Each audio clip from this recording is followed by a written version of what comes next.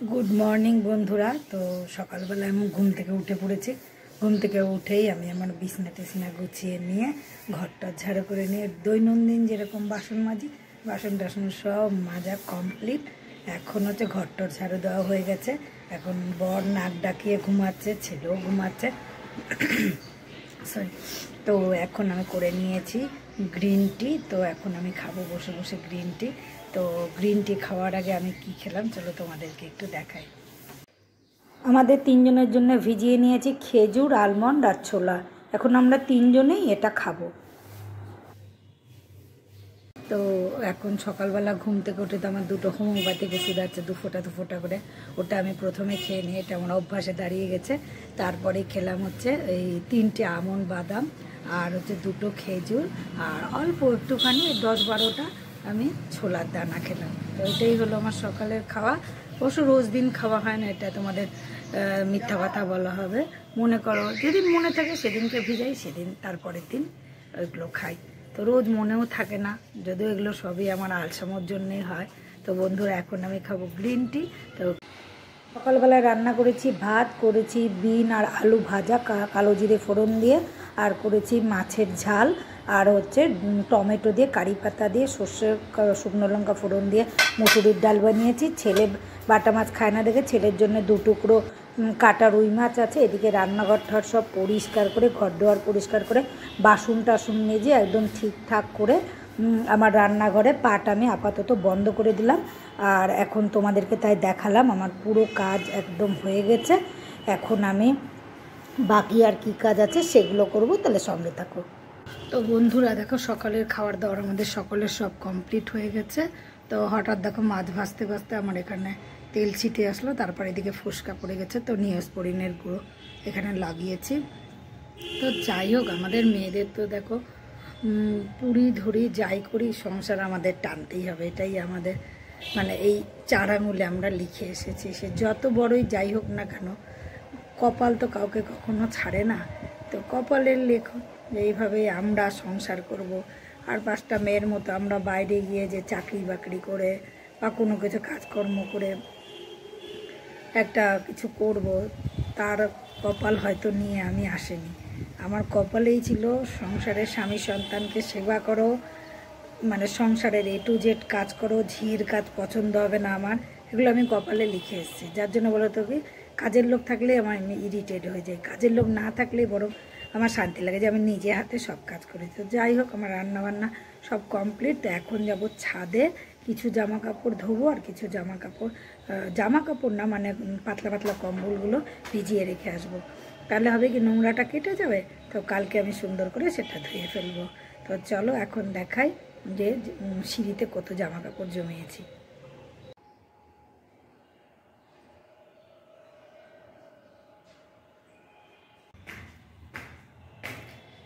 সব জামা কাপড় নিয়ে চললাম এখন উপরে, কিছুটা কাচবো আর কিছুটা ভিজিয়ে রেখে আসবো। বাবা, কাজ করতে করতে এক এক সময় হয়রান লেগে যায়, তখন মনে হয় কি আমার এতে সংসার কে করবে কাজ। ও ছি, কাজের লোক ফাজের লোক দে ওইভাবে হয় না, আমার তো হয় না গো। তো চলো যাই, এগুলো কাজ করি। জামা কাপড়গুলোকে পুরো ভিজিয়ে রেখে দিলাম। দেখলাম জামা কাপড়গুলো, ছেলেদের জামা কাপড় তো একটু ময়লা আছে, এখনই ধোয়া যাবে না। তো সবই রেখে দিলাম। তো চলো এখন একটু বসি ছাদে। বন্ধুরা, ছাদে খুব সুন্দর হাওয়া দিচ্ছে, অতটা রোদও নেই, চারিদিকে মেঘলা মেঘলা ওয়েদার। কি জানি কোথাও আবার ঝড় বৃষ্টি হবে। ওয়েদার রিপোর্টে তো দেখছিলাম কলকাতার ওইদিকে ঝড় বৃষ্টি শিল টিল পড়বে। তো যাই হোক, আমাদের এদিকে তার জন্য মেঘলা বোধ হয়। তো ভালোই লাগছে। তো ছাদে আমার একটা চেয়ারও আছে, টেবিলও আছে। তো খুব সুন্দর করে বসে কিন্তু এখানে তোমাদের সঙ্গে আমি গল্প করতে পারবো। ছেলে ঘরের থেকে যেই চেয়ার আর টেবিল বের করে দিতে বলে কি, মা ঘরের মধ্যে তুমি টেবিল রাখো আর তার মধ্যে খালি আবর্জনা জমা ছাদে থাক। তো যাই হোক, বসলাম একটু, খুব সুন্দর হাওয়া দিচ্ছে, খুব ভালো লাগছে। আমাদের আর কি বলো তো, সারা ঘুম থেকে চোখ খুলে উঠেই সংসারের দায়িত্ব। তারপর সারাদিন সকালবেলা এই তোরা খেতে আয়, দুপুরবেলা এই তোরা খেতে আয়, রাতে এই তোরা খেতে আয়। কখনো আমাকে তো ওরা কেউ বলে না যে আসো তুমি খেতে আসো। তো যাই হোক, সবাই সবার কপাল নিয়ে পৃথিবীতে আসে। মেবি আমারও কপালে এটাই ছিল, আমি লোককে সেবা টেবা করবো এরকম করে। তো যাই হোক, ঠিকই আছে। সবসময় আমি কী ভাবি বলো তো, আমার সঙ্গে যেটা খারাপ ঘটে ভাবি কি আমারই কোনো খারাপ কর্মের ফল হয়তো ঠাকুর আমাকে দিল, সুতরাং আমার না অতটা খারাপ লাগে না কোনো কিছু খারাপ হলে। তখন আমি ভাবি কি বলো তো, আমারই কোনো কৃতকর্মের ফল বোধহয় আমি পেলাম।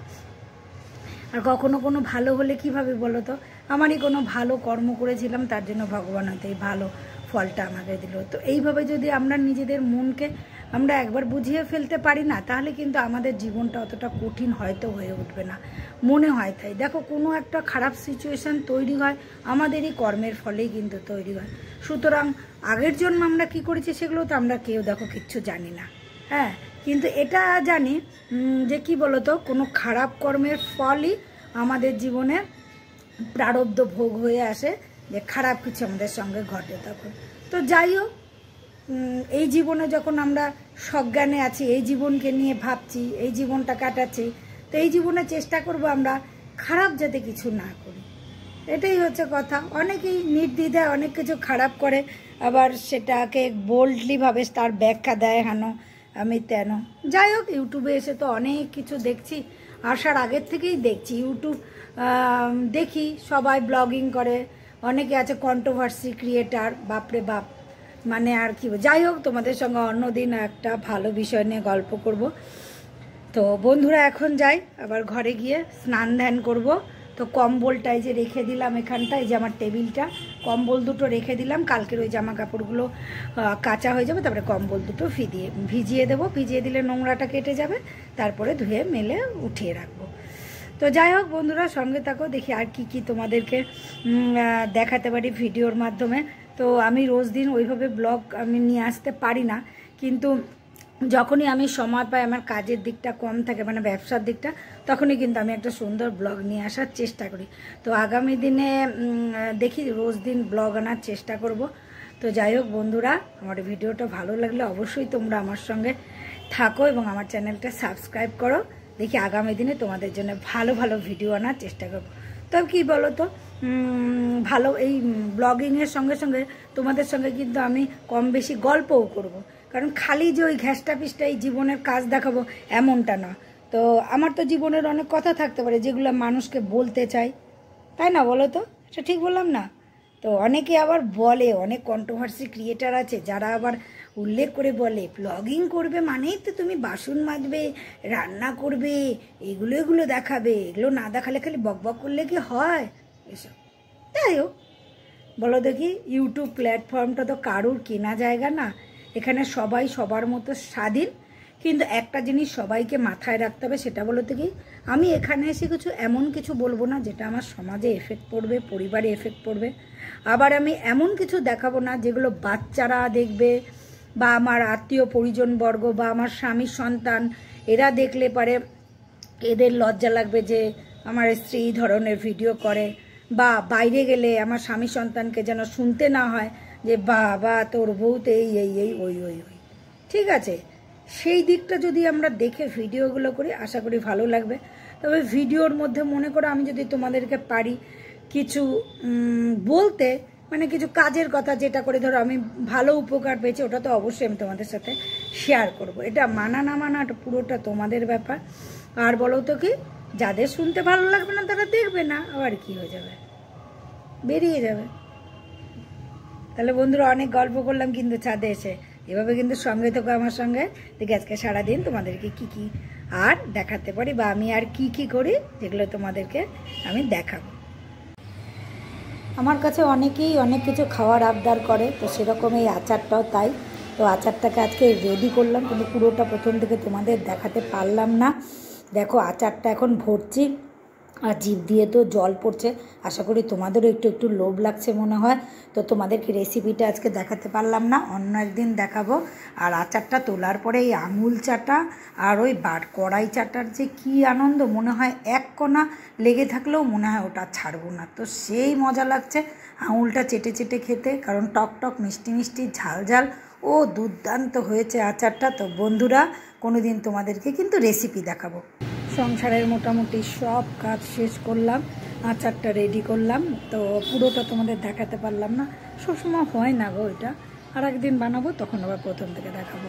তো আমার ওই আমাদের পাড়ায় যে সামনে মুদি দোকানটা আছে, ও কালকে কদিন ধরে বলে যাচ্ছে কাকুরি দি আমার একটু তেঁতুলের আচার খাওয়া, তেঁতুল আচার। তা আমি তেঁতুলের সঙ্গে আরও কুল আর জলপাইয়ের অল্প আচার ছিল, সব একসঙ্গে করে খুব সুন্দর করে আচারটা বানালাম। ওর জন্যে ওই আমুল মাখনের প্যাকেটে করে ওর জন্য প্যাকেটিং করে রাখলাম, বিকালবেলায় গিয়ে দেবো। আর আমারটা শিশির মধ্যে রাখলাম, যেহেতু গরম আছে ওই জন্য আর ফ্রিজে রাখলাম না, ওটা বাইরে একটু ঠান্ডা হোক, ততক্ষণে আমি চাই স্নান করে আসি। তো সঙ্গে থাকো বন্ধুরা। তো বন্ধুরা, বিকালবেলায় ঘুম থেকে উঠে সন্ধ্যা দেওয়া আমার হয়ে গেছে। তো বর নেই, বর গেছে মার্কেটে, ছেলেও গেছে বাইরে, ওর বন্ধু এসছে একটু দেখা করতে। আমার ছেলে তো ভীষণ ঘরকুনো, তাও ওর এই বন্ধু আসলে একটু বার হয়। তো যাই হোক, এখন আমি যাচ্ছি এই আচারটা নিয়ে সেই মুদি দোকানে দিতে। তো দেখি ও পেয়ে কী করে, যদি পারি তোমাদের সাথে শেয়ার করব, মানে যদি পারি, যদি পরিবেশ ভালো থেকে আমার সবার সামনে না আবার ভিডিও করতে ইচ্ছা করে না। তো যাই হোক দেখি। এই যে নেন, আপনার জন্য আজকে যে বানানি আসছে, এটার জন্যই তো বসেছিলাম। বসেছিল সত্যি সত্যি? হ্যাঁ সত্যি, আমার জন্য 30 সেই খাওয়া দারুণ। তো বন্ধুরা, খাওয়া দাওয়া সকলের শেষ। এখন আমার রাত্রের নাইট ড্রেস পরবো, হাত মুখ ধোবো, মুখে একটু ময়েশ্চারাইজার মাখবো। তো বন্ধুরা, দোকানে গিয়ে তো প্রচুর আড্ডা করলাম, তারপরে বাড়ি আসলাম, তারপরে যথারীতি রাত্রেবেলায় ভাত লাগলো, ভাত করলাম। খাওয়া দাওয়া আমাদের সকলের শেষ।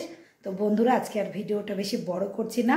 তো তোমরা সকলে খুব খুব ভালো থেকো, সুখে থেকো, শান্তিতে থেকো, আর থাকতে হবে হাসি খুশি। তাহলে আজকে আমি তো ভিডিওটা এখানেই শেষ করছি। Tata, sweet dream.